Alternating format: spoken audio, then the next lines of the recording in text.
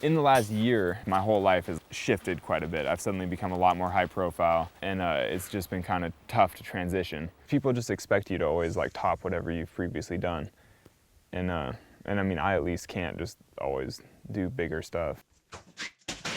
So we're in the ice caves in Bishop, and I'm attempting to do a silly link up out of silly dark hole.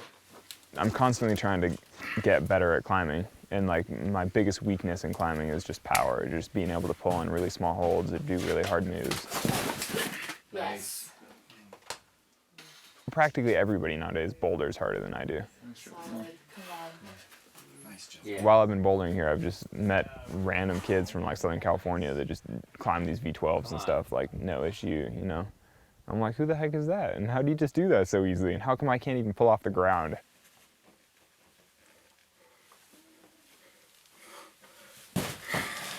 It just makes me feel bad about myself.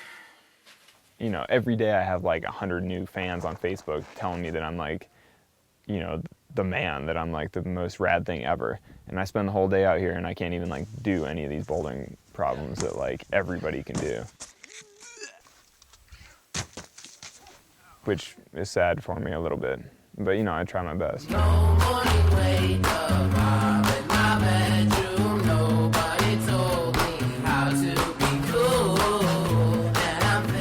This is how I party.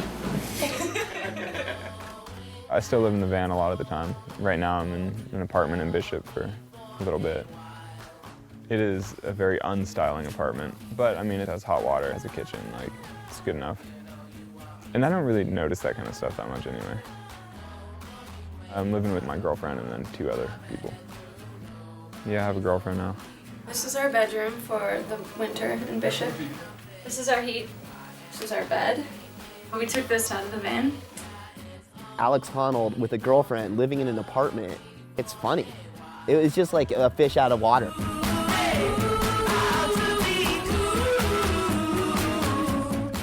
It's sort of weird times in a lot of ways for him. So much attention all the time, and Alex is a pretty private guy in a lot of ways. Like, I don't think he's really built for that sort of limelight. He wasn't really equipped for all that attention. Like, he's sort of been forced to deal with it. He was burnt.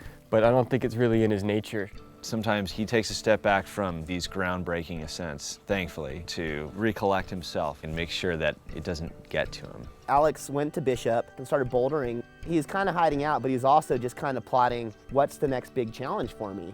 You can't get motivated to do totally rad stuff unless you really want to do it for itself. You have to actually, you know, you have to be like totally committed to it. You can't have something in the back of your mind that's like, oh, I don't really want to be here. You have to like want to be there.